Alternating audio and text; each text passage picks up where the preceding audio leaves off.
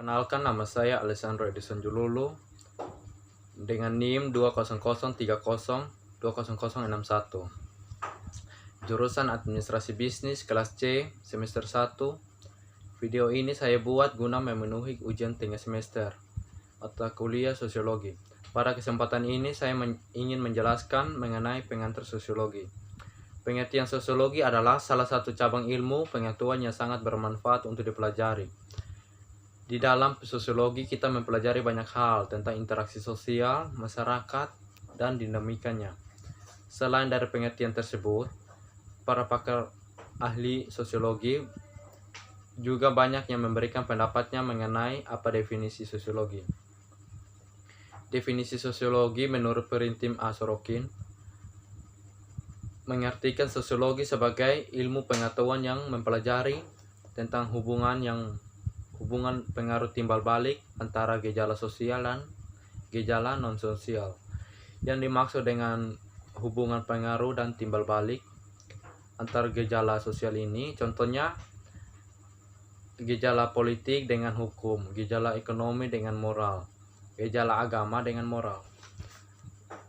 Dan untuk gejala non-sosialnya, contohnya adalah gejala biologis dan gejala geografis. Definisi sosiologi menurut Rocek dan Warren. Rocek dan Warren mendefinisikan sosiologi sebagai ilmu yang mempelajari hubungan antar manusia dengan kelompok-kelompok sosial. Definisi sosiologi menurut William F. Olgun dan Mayer of Nimcoff. Definisi sosiologi berdasarkan pendapat William dan Mayer adalah proses penelitian ilmiah yang dilakukan terhadap interaksi sosial masyarakat yang menghasilkan organisasi sosial.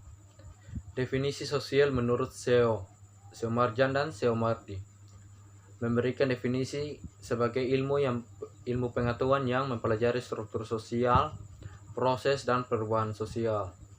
Definisi sosiologi menurut Karl J. Fegel mendefinisikan sosiologi sebagai ilmu yang selalu meninjau perilaku manusia yang terkait dengan struktur sosial kemasyarakatan, di mana struktur sosial kemasyarakatan yang dimaksud ini telah dibentuk serta dilaksanakan secara bersama. Munculnya sosiologi. Menurut Berger, pemikiran sosiologi berkembang manakala masyarakat menghadapi ancaman seperti hal-hal yang selama ini dianggap sebagai hal-hal yang memang sudah seharusnya demikian.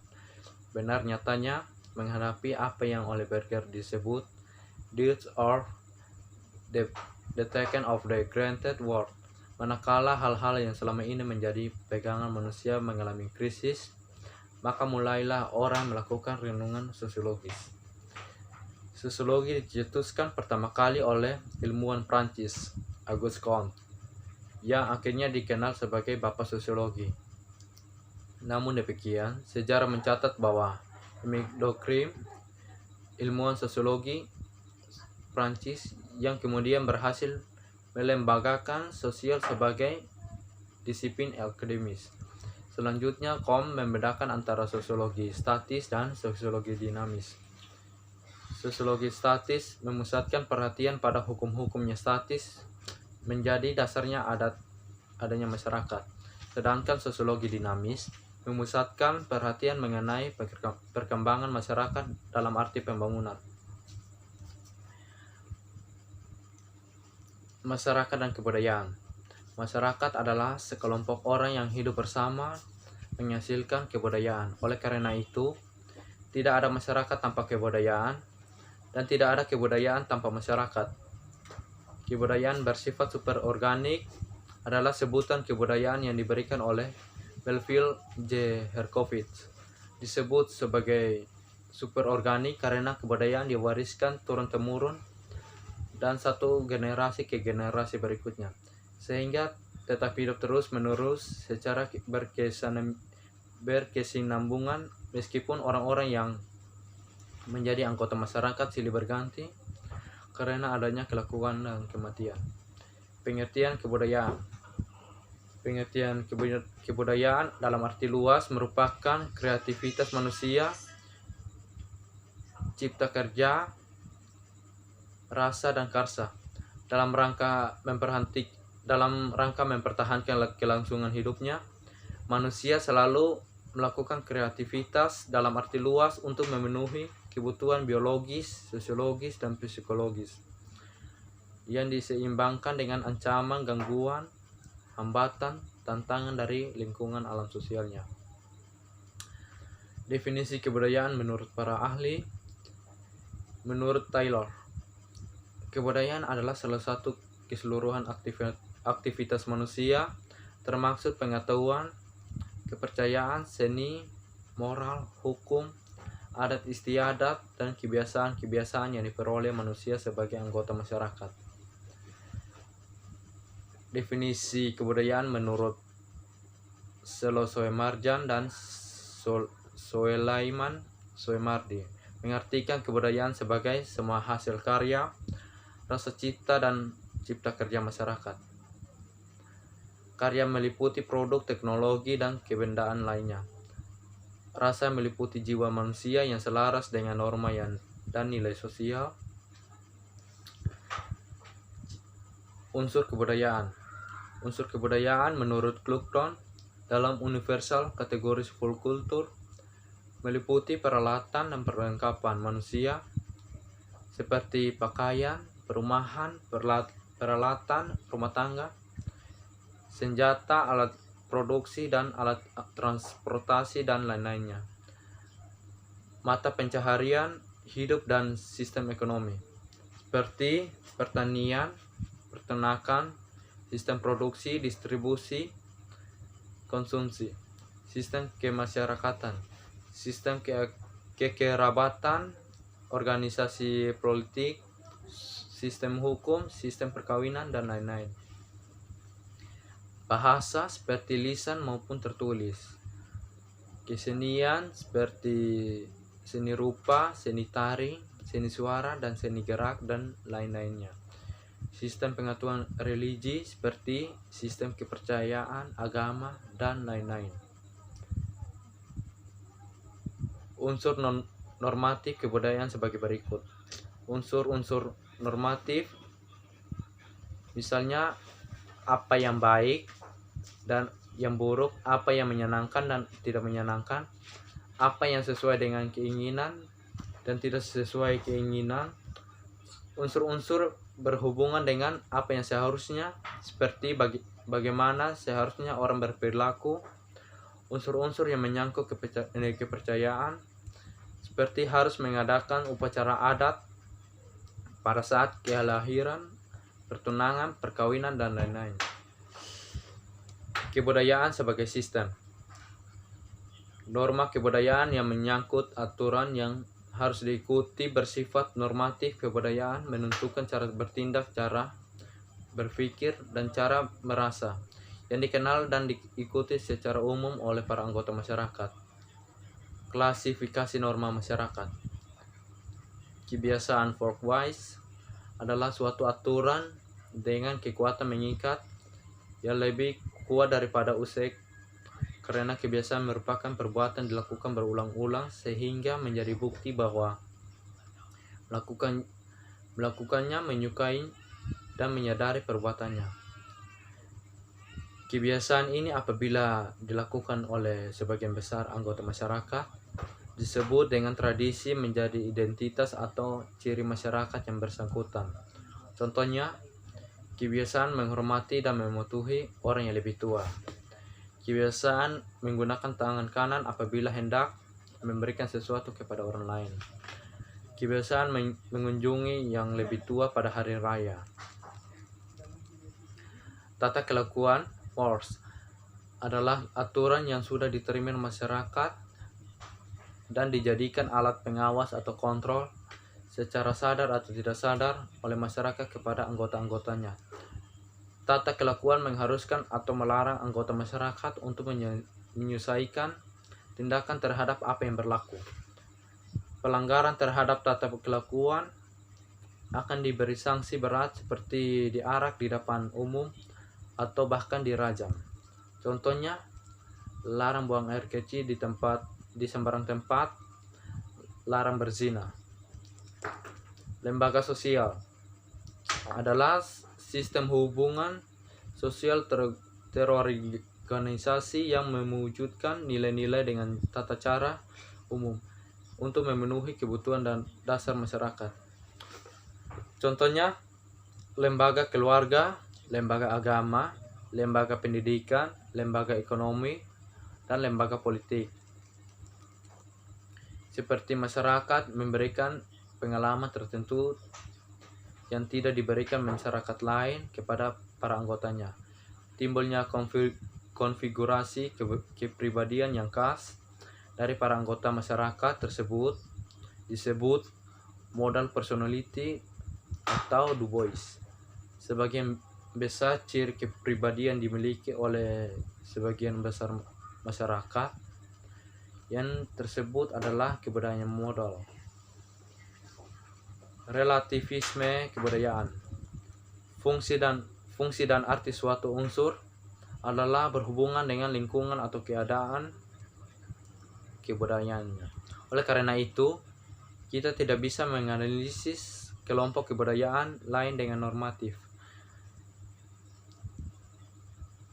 Contohnya, bagi masyarakat Indonesia yang hamil sebelum menikah adalah buruk. Sementara bagi masyarakat suku Bongtok di Filipina adalah baik. Sebagai bukti bahwa wanita tersebut subur, orang Madura melakukan pembunuhan dalam Carlok adalah mulia karena membela harga diri dan kehormatan. Namun menurut KUHP adalah kriminal. Pengertian entrosentrisme dan xenosentrisme. Entrosentrisme adalah kecenderungan setiap kelompok untuk menekankan keunggulan kebudayaannya sendiri menjadi patokan baik buruknya, baik salahnya, tinggi rendah, berharga dan tidak berharga, dan lain-lain.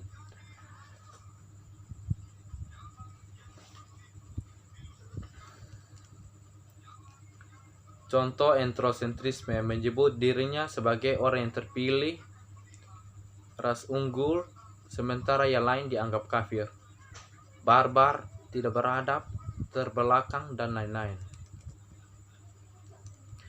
Pengertian xenosentrisme ialah suatu pandangan yang lebih menyukai hal-hal yang berbau asing. Contohnya xenosentrisme yaitu McDonald lebih prestisius dibandingkan ayam goreng pembau gerek. Sosiologi.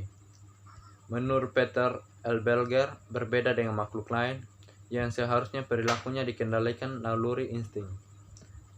Manusia tidak dibekali naluri yang lengkap, oleh karena itu manusia mengembangkan kebudayaan untuk mengisi kekosongan yang tidak diisi naluri.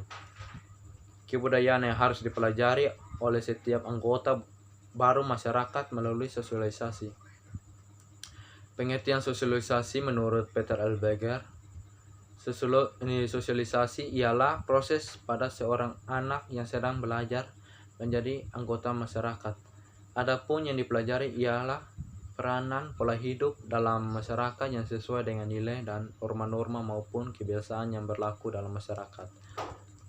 Menurut George Herbert, sosialisasi yang dilalui seseorang dapat dibagi menjadi beberapa tahap sebagai berikut. Yang pertama, tahap persiapan. Yang kedua, tahap siap bertindak. Yang ketiga, agen-agen sosialisasi. Menurut Fulger dan Jacobs, ada 4 agen sosialisasi yang utama, yaitu keluarga, kelompok bermain, media massa, dan sekolah. Keluarga, secara sosiologis, keluarga terbagi menjadi 2, yaitu nuclear family atau keluarga inti dan extended family, keluarga luas, yang artinya keluarga luas. Keluarga inti terdiri dari ayah dan ibu, saudara kandung atau saudara lainnya, tinggal di dalam satu rumah dalam satu waktu yang cukup lama. Peranan orang tua pada tahap awal sosialisasi ini sangat penting karena apabila terjadi antara anak dan orang tuanya tidak banyak diketahui oleh orang di luar. Yang kedua, kelompok bermain. Setelah anak beranjak besar, Maka agen sosialisasi selanjutnya adalah pada kelompok bermain yaitu teman-teman sebaya. Pada tahap ini anak-anak masuk ke dalam game stack, yaitu mulai mempelajari aturan-aturan yang mengatur peranan-peranan yang kedudukannya sederajat. Yang ketiga, sekolah. Menurut Dreben, di sekolah anak dituntut agar mempunyai tanggung jawab yang lebih, karena semua pekerjaannya yang diberikan di sekolah tidak bisa dikerjakan dengan mengharapkan bantuan dari orang tua, seperti ketika di dalam keluarga. Yang keempat, media massa. Media massa sebagai bentuk komunikasi masyarakat secara luas terdiri dari media cetak dan media elektronik, memberikan pengaruh yang cukup penting bagi masyarakat. Coba kalian perhatikan bahwa anak-anak selalu meniru setiap adegan dalam film yang ditonton dan memakai pernak-pernik yang berhubungan dengan tokoh yang diidolakan. Pesan-pesan yang disampaikan oleh agen sosialisasi media massa ini berbeda satu sama dengan yang lain, kadangkala bertentangan dengan aturan yang diajarkan di rumahnya. Menurut penelitian Robert Holt dan David Tripp, televisi tidak memberikan pesan tunggal yang sederhana, melainkan menyajikan berbagai pesan yang rancu, saling bertentangan. Dampak televisi dapat memberikan arah perilaku profesional maupun perilaku antisosial. Antisosial merupakan hubungan-hubungan sosial yang dinamis, menyangkut hubungan antar seseorang, antar kelompok, maupun antar individu dengan kelompok manusia. Ada beberapa faktor yang mempengaruhi proses interaksi sosial, antara lain: yang pertama, imitasi, yaitu tindakan seseorang yang meniru ciri khas orang lain. Contohnya, remaja menirukan gaya bahasa sebagai Asia dari seseorang yang public figure. Yang kedua, sugesti, yaitu semacam pandangan, sikap, atau yang diberikan oleh seseorang dan diterima oleh pihak lainnya. Contohnya, memilih calon presiden karena saat kampanye terlihat meyakinkan. Yang ketiga, identifikasi, yaitu kecenderungan seseorang untuk menjadi sama dengan orang lain. Hal ini lebih mendalam dari imitasi. Contohnya, seseorang melakukan operasi plastik agar terlihat mirip boneka Barbie. Yang keempat, simpati, yaitu keadaan di mana seseorang tertarik dengan pihak lainnya. Contohnya, seseorang meneruskan pesan tentang anak hilang kepada orang lain agar anak tersebut segera ditemukan. Yang kelima, empati, yaitu keadaan di mana seseorang benar-benar merasakan hal yang sama dengan apa yang dirasakan orang lain. Contohnya, penggalangan dana sebagai bentuk dukungan material atau moral untuk orang-orang yang tertimpa bencana tsunami. Yang keenam, motivasi, yaitu suatu sikap memberikan pengaruh kepada orang lain namun tetap diterima oleh secara lebih kritis, rasional, dan bertanggung jawab. Contohnya, termotivasi untuk lebih giat belajar setelah mendapatkan pujian dari guru. Bentuk hubungan sosial. Dengan adanya interaksi sosial tersebut, maka terjadi proses sosial. Menurut Gillen, ini menjadi proses asosiatif yang terbagi menjadi akomodasi, asimilasi, dan akulturasi. Proses disosiatif meliputi persaingan, pertikaian, atau konflik. Ada dua macam proses sosial yang timbul sebagai akibat adanya interaksi sosial. Yang pertama, proses asosiatif yang terbagi ke dalam 3 bentuk khusus lagi. Yang pertama, akomodasi, asimilasi, dan akulturasi. Akomodasi adalah suatu proses di mana per orang atau kelompok manusia yang mula-mula saling bertentangan, kemudian saling menyesuaikan diri untuk mengatasi kekurangan-kekurangannya. Asimilasi adalah pembaruan dua kebudayaan yang disertai dengan hilangnya ciri khas kebudayaan yang asli sehingga membentuk kebudayaan yang baru. Suatu asimilasi ditandai usaha-usaha mengurangi perbedaan antara orang atau kelompok. Akulturasi adalah suatu proses sosial yang timbul manakala suatu kelompok manusia dengan kebudayaan tertentu dihadapkan dengan unsur dari suatu kebudayaan yang asing. Yang kedua, proses disosiatif yang mencakup persaingan yang meliputi kontroversi dan pertentangan atau pertikaian. Dikemukakan oleh Kimball Young dalam Sojourner. Bentuk-bentuk proses sosial adalah: yang pertama, oposisi yang mencakup persaingan dan pertentangan atau pertikaian. Yang kedua, kerjasama yang menghasilkan akomodasi. Yang ketiga, diferensiasi yang merupakan suatu proses di mana orang perorangan di dalam masyarakat memperoleh hak-hak, kewajiban-kewajiban yang berbeda dengan orang yang lain dalam masyarakat atas dasar perbedaan usia, seks, dan pekerjaan. Diferensiasi tersebut menghasilkan sistem lapisan-lapisan masyarakat. Interaksionalisme simbolik adalah teori yang dibangun sebagai respon terhadap teori-teori psikologi, aliran behaviorisme, etnologi, serta struktural fungsionalis. Menurut Herbert Blumer, pokok pikiran interaksionalisme adalah ada tiga, yaitu: yang pertama, bahwa manusia bertindak atau act terhadap suatu thing atas dasar makna meaning yang mempunyai suatu tersebut. Dengan demikian, tindakan seseorang penganut agama Hindu di India terhadap seekor sapi akan berbeda dengan tindakan seorang penganut agama Islam di Pakistan, karena bagi masing-masing orang tersebut sapi tersebut mempunyai makna, yaitu meaning, berbeda.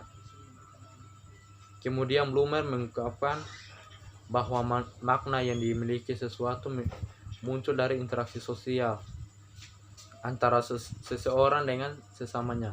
Pokok pemikiran lainnya dikemukakan oleh Blumer adalah makna diberlakukan atau diubahnya menjadi suatu proses penafsiran yang digunakan oleh orang dalam menghadapi sesuatu yang dijumpainya.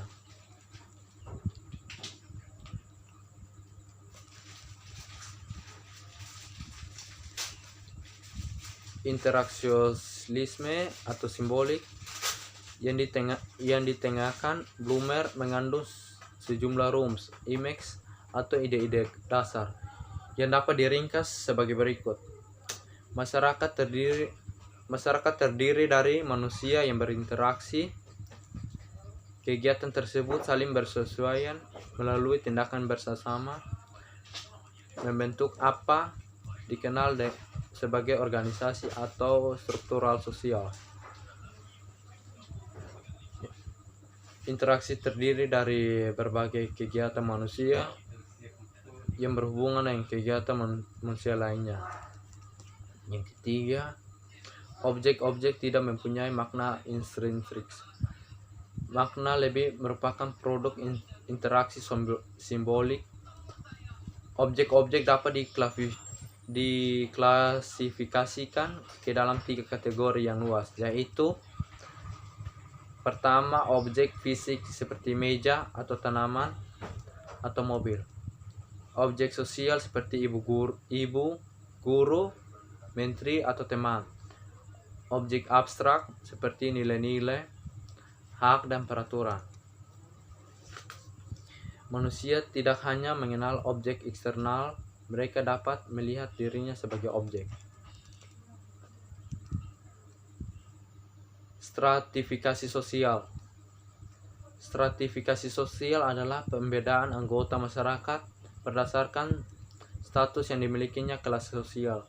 Kelas sosial atau social class merupakan subkultur yang memiliki sikap kepercayaan, nilai, dan norma perilaku yang berbeda dibanding kelas lain, ditentukan oleh kedudukan sosial ekonominya dalam masyarakat seperti kekayaan, penghasilan, pekerjaan, pendidikan, identifikasi diri, partisipasi kelompok, dan pengakuan diri. Sekian presentasi dari saya. Akhir kata saya mengucapkan terima kasih.